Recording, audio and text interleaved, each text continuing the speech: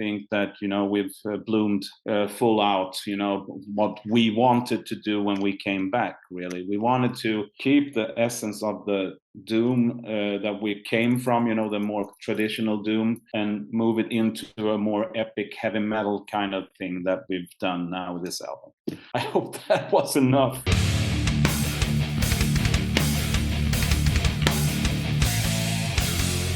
Ghost Cult Magazine welcomes in Anders from Sorcerer. How are you doing today? Very good, thank you. Very good. Great, I'm excellent as well. A little bit of echoey here in my hotel room in Reno, Nevada. I'm out of town for the weekend, but we are so excited to catch up with you. So much stuff going on in the world of Sorcerer.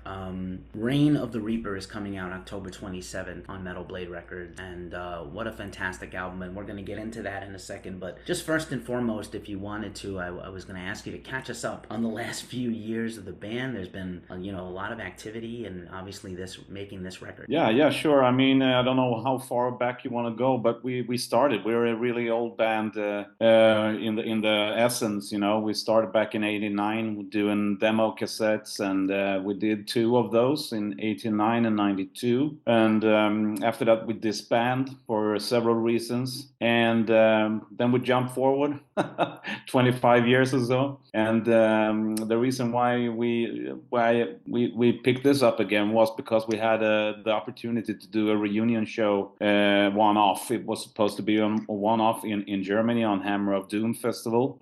And it was quite a success. And after that, we also got another follow-up show 6 months later in Greece, in Athens, and that was also totally crazy. And we actually stood at the airport going home and talking to each other, and said, Johnny said, the original founder of the band, he said, I got a couple of songs. Why don't we just make an album? And we did. So we started working on that, and it was the inverted, In the Shadow of the Inverted Cross, actually, that came out 2015. So it took a couple of years to get it done, but and then it was a huge success, of course, but yeah, it was a huge success, more than we ever dreamt of. And so we signed up a 3-record deal with Metal Blade, and so we just continue. I thought it was going to be one only, one off, but we had fun, and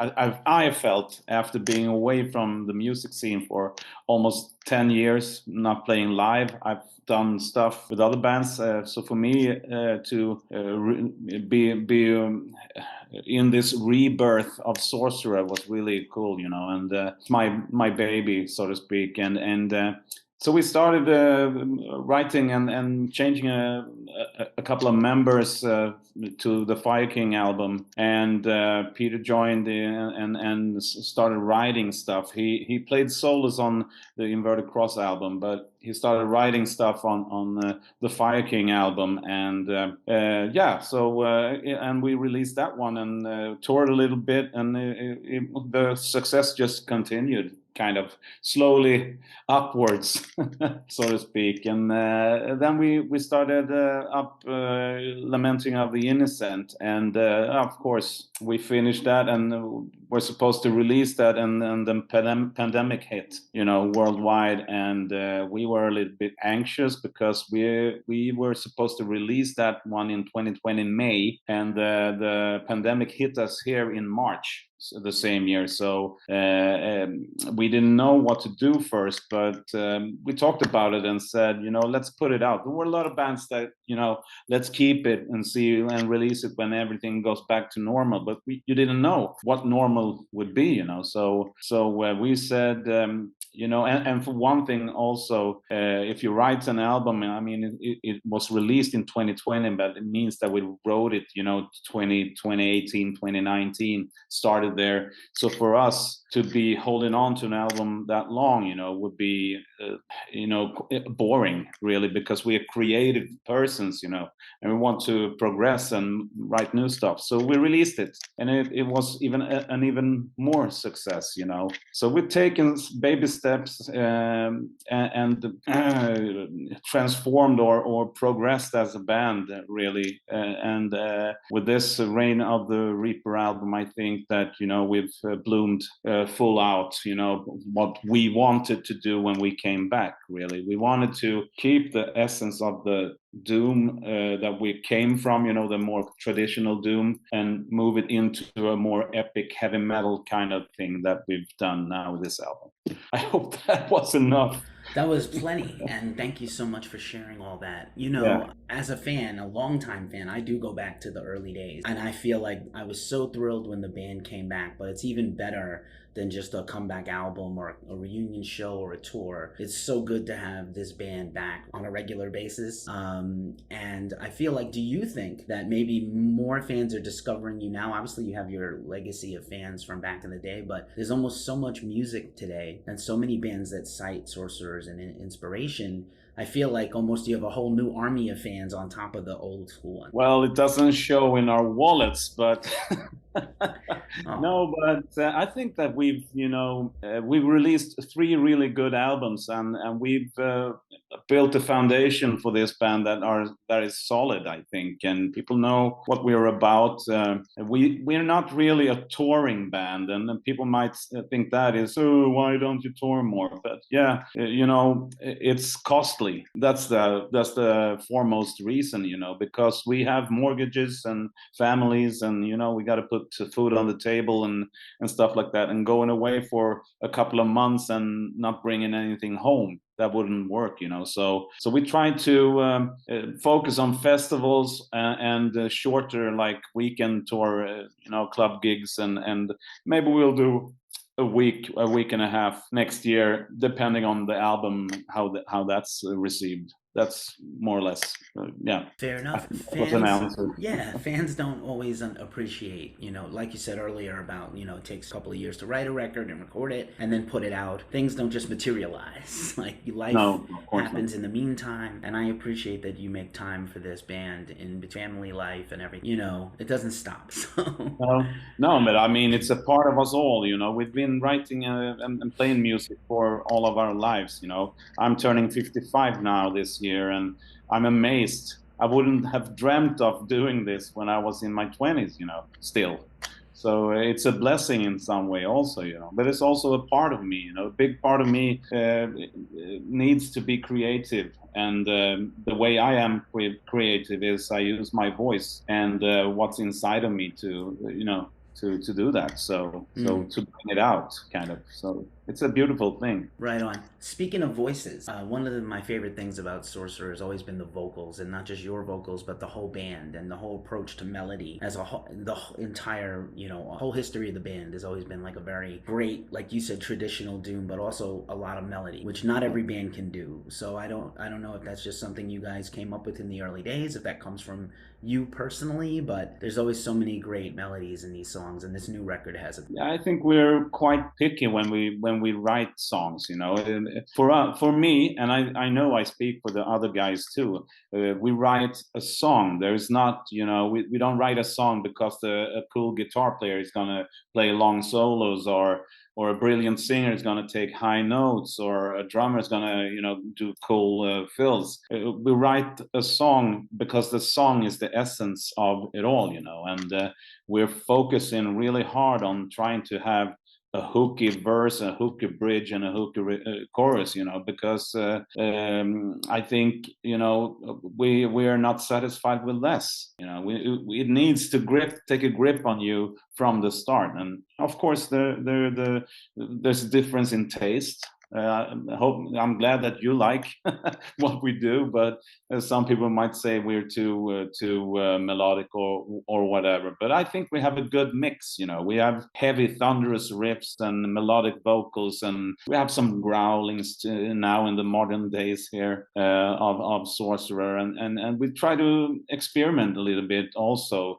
not in the way that let's do something contemporary. It's not like that. It's more like we pick stuff that we feel fits with the music and the lyrics and the mood of the song, really. So if a growling part is in the song, it's because we want to manifest something, you know, in the lyrics. We want to, if you close your eyes and listen to the song, you should be able to, you know, use your imagination and fantasy to recreate what we're singing and playing about, sort of. That's the what we're aiming for, at least. Nice. And yeah, no, you would never I would never be caught in a situation where you were trying to sound different than anything other than Sorcerer music. And if anything, it's a coincidence that other bands today sound like Sorcerer. So I think, to me, if you know, people who do what I do would be like, oh, that sounds like a band trying to sound like Sorcerer, not you guys. That being said, let's jump into the tracks by track breakdown for Reign of the Reaper. And the album begins with the awesome opening song, Morning Star. It's probably one of the best songs I heard all year. Thank you very much. Yeah, I think it's a good opening track. And the first thing, yeah, it's a really cool song. Kristian is the daddy of it, one of the guitar players, but his idea, and then me and our co-producer worked around it and came up with this really cool half-tempo chorus that is, you know, from being up-tempo in the verse going down half-tempo, that it manifests, and it differs also in how I sing. I sing a bit harsher in the verse, and in the chorus it's beautiful singing, more like smooth. So yeah, it's a cool song, and it's about the fall of the devil. So that I think that's really neat. Justin Biggs is the father of the lyrics here. So yeah, I'm very happy with it, and yeah, it's gonna definitely be played live, right? I can tell you. Nice. When I listen to albums to do interviews in general, I take notes. And so my notes for the title track was, I know why this is the title track. So Reign of the Reaper is the next song, and it was obvious why. Yeah. I mean, we have 8 songs on this album, so let's talk about Reign of the Reaper first. We actually had a different artist piled up for this album, but somehow our timing didn't go together, so we were a little bit panicked. So we started looking at the internet for images or artists that we could, you know, seem to get inspiration from. And our manager found the actual cover image on the internet, and we just loved it. And then there was some detective work to find out who did it, you know. But it turns out to be a Swedish guy from Stockholm, where we live. So that was really strange. And we contacted him, and we got it. So when we had that cover, I felt that we need a big, punchy song to go with that cover, you know, and a title on the album. And that turned out to be Reign of the Reaper. I think that song manifests what Sorcerer is all about, you know, heavy, bombastic, you know, melodic, and twin leads and everything. You know, it's got everything that we are about, I think. Right on. It's so metal. I love it. Thy Kingdom Will Come is next. Yeah, Thy Kingdom Will Come. You know, when we the process we have when we write music is that we get the music sent to me and Connie, our co-producer, and we are the fathers of the melodies. And we usually listen to the song first and try to imagine what should this song be about, you know. And we're not love song writers or you know, contemporary political lyricists or whatever. We like this fantasy, you know, kind of historic things, and the drive in the song felt like could be about a battle or a fight, or a big battle kind of. And Thy Kingdom Will Come is about an army attacking a castle and taking it over. Really, it's just a classic heavy metal theme, I think. So indeed. Yeah. Eternal Sleep is the next track. Yeah, that's I think that's my favorite vocal song, really, because it's very dynamic. It starts softly with picking, and you can hear a heartbeat in the beginning, and that is supposed to you know, symbolize this person's last minutes on Earth, and what goes on in his mind, and how weary he is of living a life, you know. And you have to imagine yourself, is he a warrior dying or what, you know? You don't know, but it's too abstract for that. But the subject revolves around dying, really. So yeah. Right on. Another one of my favorites is this next track, Curse of Medusa. What an incredible... Yeah, that's actually going to be the third single. It's going to be released on the same day as the album, more like a visualizer for the album. And it's a cool song. It's got that Arabic kind of thing, and also there we thought, you know, we need a theme to go with the music that fits, you know. And Medusa is Greek mythology, so it's not really Arabic, but we felt that was a cool theme, you know. And the Curse of Medusa is something that Justin, our bass player and lyricist, has read a lot about. So we just usually just write some you know, phony bullshit lyrics to get the melodies right, but sometimes, you know, the bullshit lyrics are quite good because you come up with something, you know. And Justin is so good at picking, you know, that piece of detail and incorporate it in his new lyrics. So yeah, that's a really cool historical song. Yeah. Awesome. This next title is amazing. Unveiling Blasphemy. That is, it was called something totally different in the beginning. I can't remember exactly now, but Justin, the lyricist, he said that you can't say that. It's like saying "dum dum" twice, you know. And we're Swedish, we don't get it. So he actually put it together, Unveiling Blasphemy, and yeah. It's about you know, the dark side against the white, you know, good against evil somehow, you know. And more like maybe a little bit of a horror story there. The next to last track is The Underworld. Yes. The Underworld. That's a fast track, and we felt like the Underworld. I always be fascinated, and I don't know if you've seen that on HBO, The Last of Us. I'm fascinated about the zombies and stuff like that, and wouldn't it be cool to write about zombies, but not actually the actual word zombies? You know, use other words to make the listener understand that it's actually living dead we're talking about. So these living dead, they live in the underworld, you know. They come from deep and up to our world, and you never know what happens if one gets hold of you. Yeah. Exactly. It's over. Game over. Game over, yeah. I don't even think we'd be able to survive zombies or aliens. We'd be wiped out. Save us from the underworld, man. Pretty fast, exactly. Break of Dawn is the last track on the album. Yeah. Peter Hallgren is the daddy of that song, and I think it's a fantastic song. It's got some almost Swedish folklore kind of melody in it, and he writes really special songs, quite progressive. With that, I mean that there are many different parts and very strange chord changes and stuff like that. So it's a challenge to write a melody to his songs sometimes, but when we nail it, it gets so beautiful, you know. And I really love this song, and it's crescendo in the ending, you know, leaves you to fuck, I want to hear more, you know. And that's the meaning of putting that last song as last. Just turn around the vinyl and start over again. That's why we put it there, and I think it's a beautiful song, man.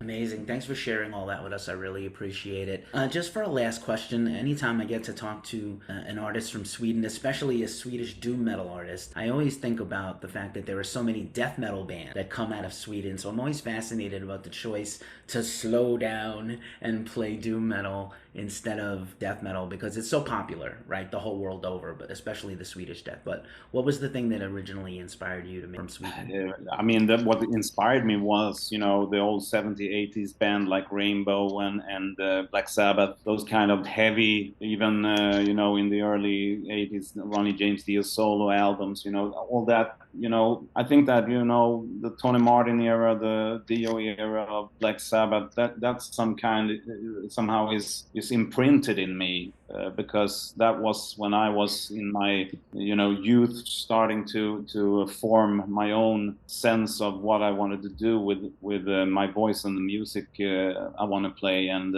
I've done a lot of different stuff. I played progressive metal, I played hard rock, I've done tons of different stuff, but somehow this is closest to my heart. And I don't know if Sorcerer today is really a doom metal band anymore. I think we're more of a epic metal act, rather than a doom band, but we play some really heavy songs, and we will continue to play from our catalog, the heavy doomy stuff, but we're not Solitude Aeternus or Candlemass in that sense, and I think people hear that very well.